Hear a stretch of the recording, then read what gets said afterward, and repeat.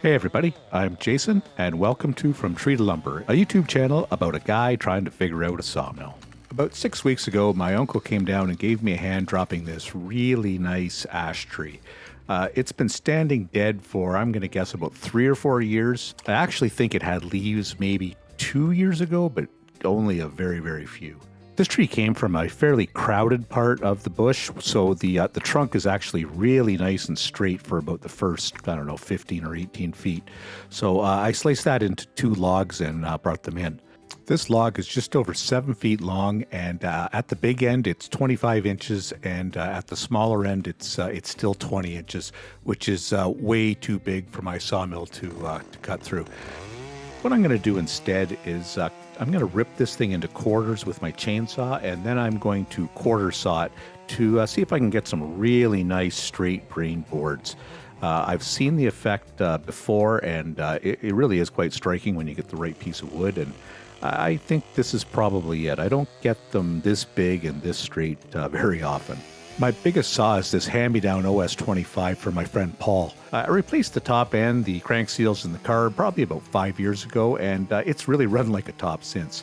My local steel dealer gave me some tips on regrinding the chain to make it better for ripping. I really don't think it's any quicker, but the saw really doesn't have to work nearly as hard to get the job done.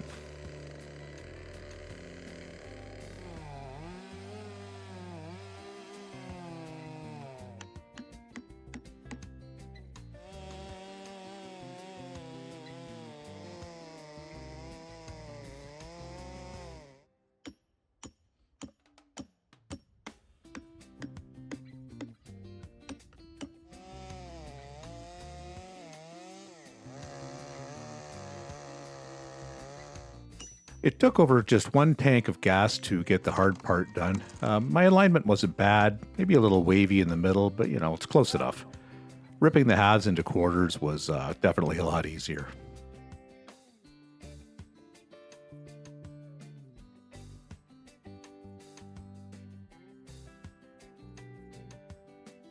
It took 45 minutes from start to finish, including camera positioning, refueling, and a couple of short rests for the saw.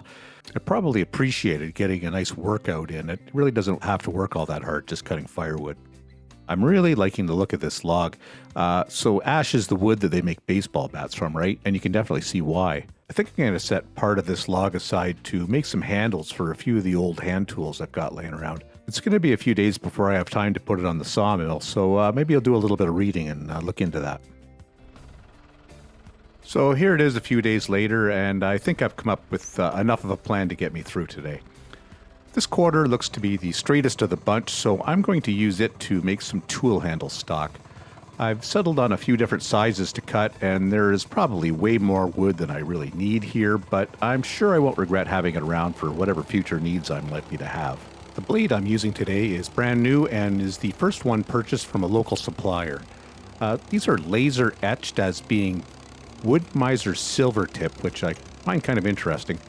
Until now I've been using the Frontier blades with really no complaints, but these are about $4 a blade cheaper, and if you work out the shipping and everything, they're actually closer to $9 a blade cheaper. And that's significant. So I'm going to give them a try, and hopefully they work out for me. My first task is to get a smooth cut on all 4 surfaces. Believe me, the cuts from the ripping blade were far from perfect.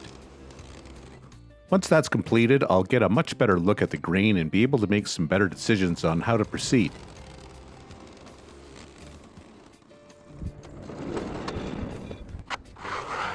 Although the grain in this portion of the log is really straight, it still isn't in line with the cut if I was to continue without adjusting it.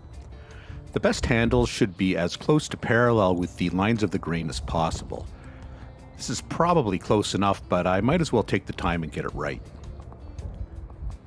To do that, I'm lining up this 6-foot aluminum straight edge with the lines of the grain to better visualize and accurately determine just exactly where it has to be cut.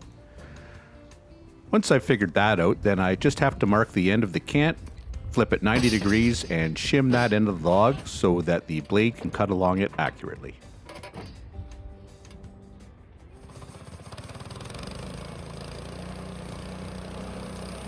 Just to make absolute sure I've got the right line, I've decided to take a test cut before the final one. It looked good, so I went ahead and cut it to size on the next pass.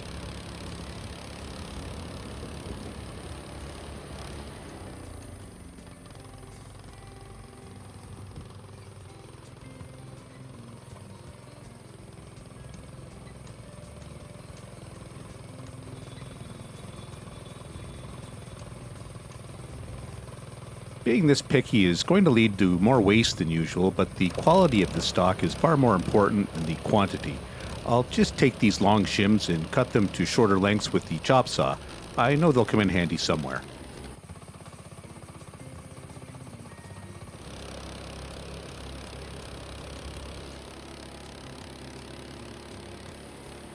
From this point on, it really just becomes a matter of following my plan and making sure I cut everything to the dimensions I calculated last night based on the sizes of the handles I need right now.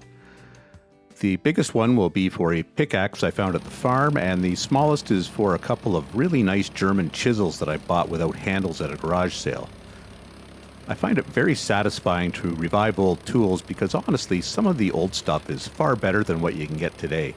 Plus, I hate waste, so it's nice to use old stuff that is just going to get tossed anyway.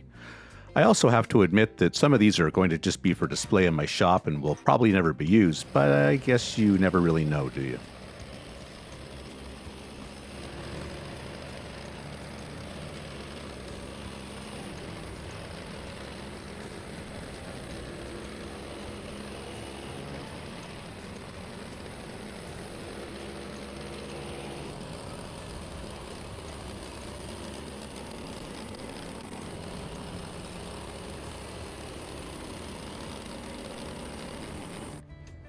These two pieces are an exception. I've cut them special for a friend that wants to carve an ash canoe paddle. I cut him two in case he wants to make a pair.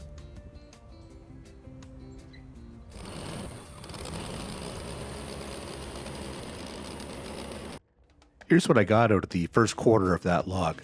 There's lots of beautiful straight wood here. I still have to decide what I'm going to do with the other three, but I'll probably just quarter saw most of it, but I want to make sure that there isn't anything else I need first. Just check in with me next week and see what I decide. Thanks for watching.